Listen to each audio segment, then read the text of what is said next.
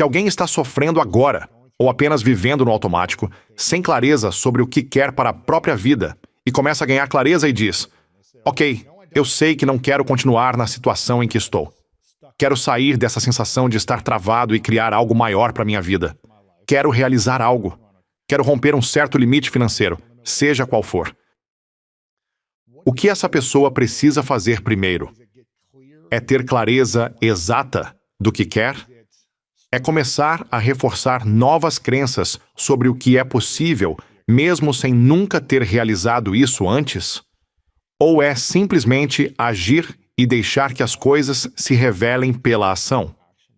Qual é o primeiro passo? Sim, eu acho que o primeiro passo é sempre a tarefa número 1. E a tarefa número 1, não importa qual seja a sua meta, seu sonho ou o momento da vida em que você esteja, é uma só.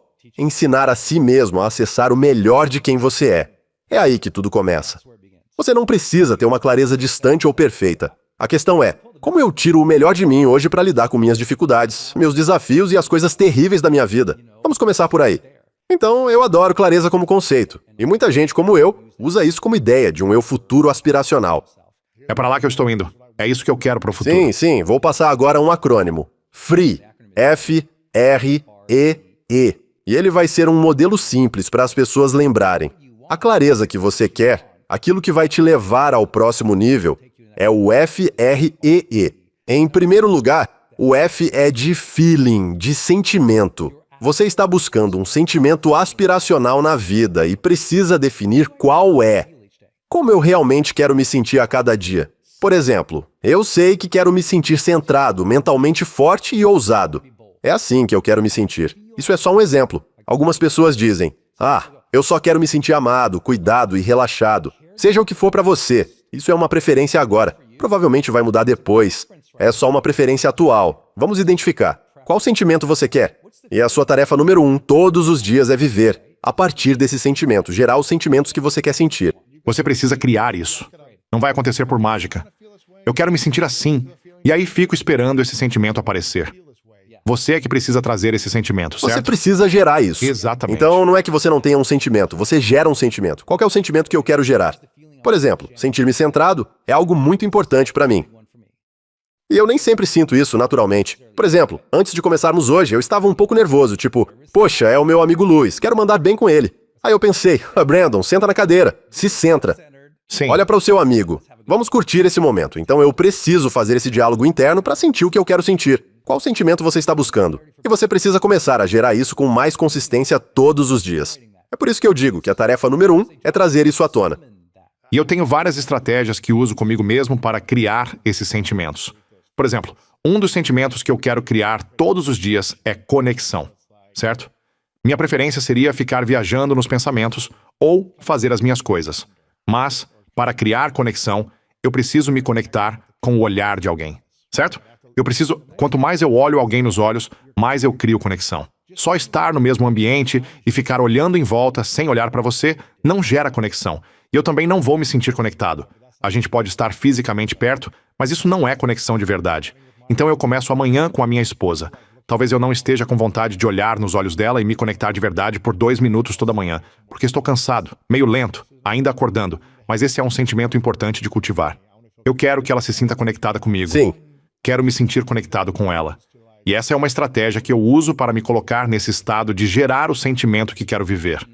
Não é sobre o que ela vai fazer por mim, nem sobre o que outra pessoa vai me trazer para eu me sentir assim. Como você diz, você tem que levar a alegria. Você precisa levar o sentimento que quer criar na sua vida. Outra coisa que eu fazia era o seguinte. Eu morria de medo de ir a eventos de networking e reuniões de negócios, lá no começo dos meus 20 e poucos anos, quando eu estava entrando no mundo dos negócios. E eu comecei a pensar, como eu posso sorrir toda vez que entrar numa sala cheia de pessoas que me intimidam?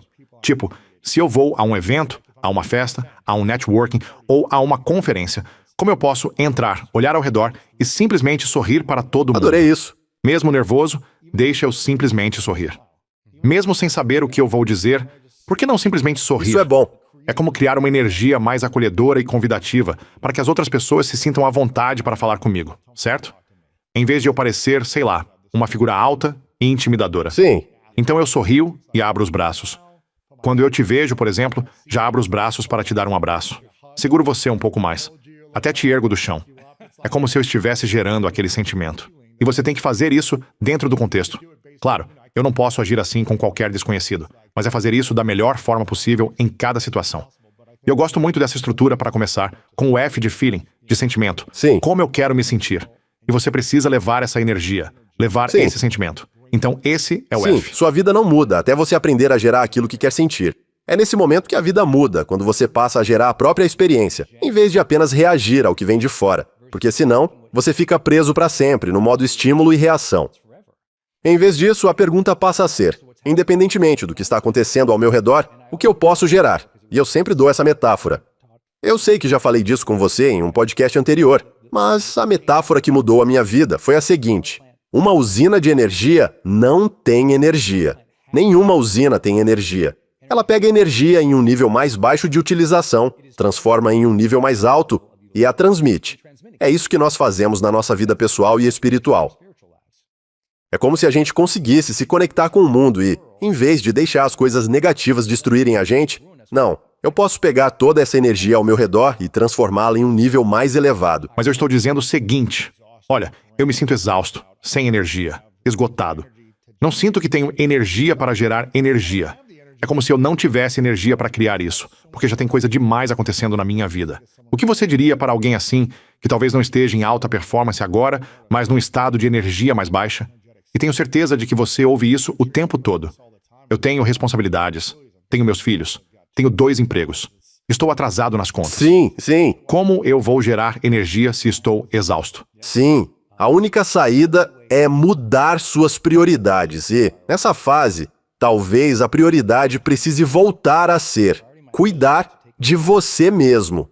Você pode estar exausto porque está cuidando de todo mundo, ou porque está tocando o negócio sem se apoiar o suficiente na equipe. Você pode estar em uma situação financeira terrível, porque priorizou coisas muito arriscadas ou coisas desnecessárias. Ou então, simplesmente, não priorizou pedir ajuda. Você tentou fazer tudo sozinho. Então, nesse momento, você precisa mudar uma prioridade para ter um resultado diferente. Todos nós já passamos por isso, mas quando entendemos que essa é a alavanca, que a alavanca é a prioridade, ou que a alavanca é... Então, a alavanca é uma de 2 coisas. Ou eu gero algo diferente dentro de mim, ou mudo uma prioridade para obter um resultado prático. E é por isso que eu gosto dessa metáfora da usina. A usina não tem energia. Ela gera, ela transforma. Às vezes, conseguimos fazer isso de dentro para fora. É isso que muda a nossa vida. Fazemos algo novo por dentro, mas em outros momentos, no nível prático, precisamos mudar uma prioridade. E você precisa ser corajoso em relação a isso. Não dá para esperar. Não dá para adiar isso por mais 7 anos. Mudar uma prioridade significa agir agora. Sim. Então o passo número 1, o F, é como eu quero me sentir. E gerar esse sentimento com consistência ou o máximo possível. E o R? O R é menos glamuroso. R é de responsabilidade. E o que isso quer dizer? Quando falamos de clareza ou do eu aspiracional, o F significa que existe um sentimento que o seu eu aspiracional quer viver e você precisa começar a gerá-lo agora. Já a responsabilidade significa que o seu eu futuro, a sua melhor versão, lida com as responsabilidades de um jeito específico. O seu eu atual, diante das obrigações e responsabilidades, pode reclamar, culpar os outros. Você pode ficar irritado, impaciente, inseguro, pode se massacrar por dentro. A forma como você lida hoje com suas responsabilidades e obrigações provavelmente não é a mesma forma como a sua melhor versão lidaria. Sim. Então, clareza é perguntar: ok, melhor versão futura, Brandon aspiracional. Como você vai lidar com essa discussão com sua esposa? Como você vai lidar com a insegurança no evento? Como você vai lidar com... Então, de novo, intenção é agir a partir do seu eu aspiracional, em vez de agir apenas pela preferência do momento. A minha preferência é nem abrir as contas, porque sabe de uma coisa? Eu sei o que tem nelas, então vou empilhar as contas ali no canto e fingir que elas não existem. Essa é a minha preferência. A preferência de muita gente na vida é evitar, não agir com firmeza. E, de tanto evitar, vão se enfiando em buracos cada vez mais fundos. A prioridade precisa mudar para uma postura mais assertiva, voltada para o futuro e dizer: como eu quero lidar com os problemas?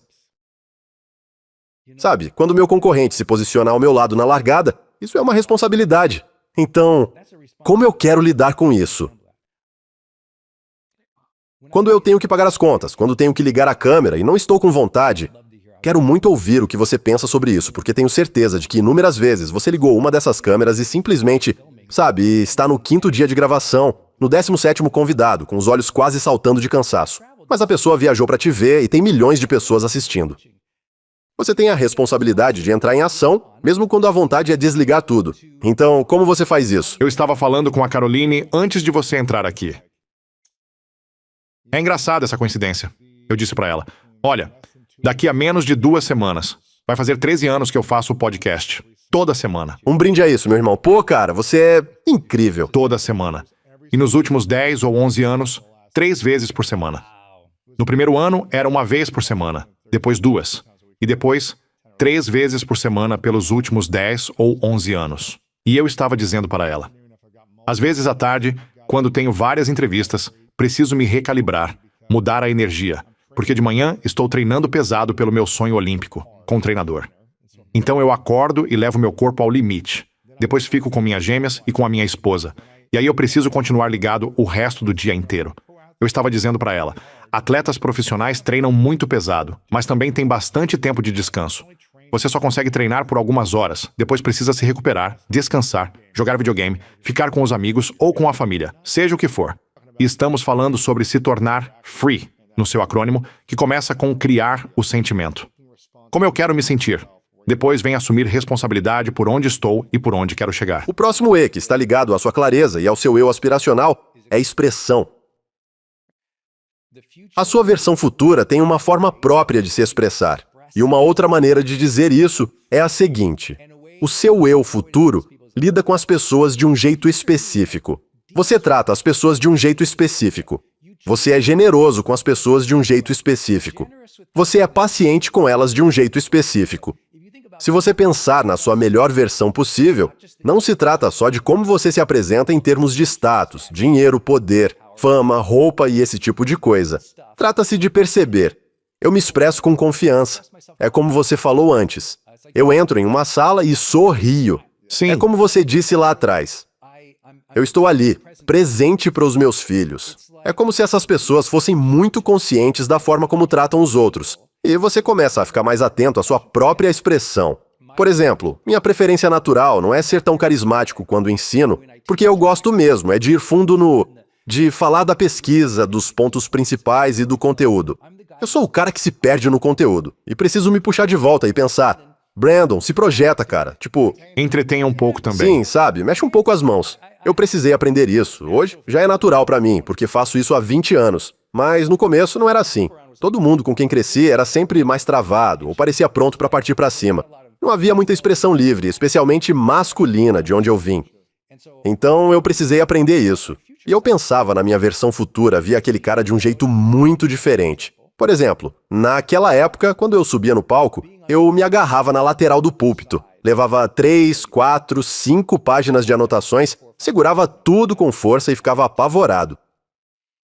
Mas, quando eu pensava em mim no futuro, falando em público, eu via esse cara andando pelo palco, rindo com as pessoas, chamando gente para participar, dançando, pulando com a música, se divertindo ali em cima. Eu conseguia vê-lo tão leve, tão livre na expressão, e aquilo parecia estar a anos-luz de distância de onde eu estava, agarrado no púlpito, virando folha e suando. Quer dizer, eu estava num estado péssimo. Mas a ideia de que eu poderia me tornar aquilo, quando você entende que expressão não tem a ver com dom natural, e sim que expressão, como toda comunicação, é uma competência, eu pensei, eu posso melhorar. Quando você está presente, percebe que, agora, está tudo bem. E isso te ajuda a seguir em frente. Só de aprender isso já é uma bênção. É um presente dentro da adversidade.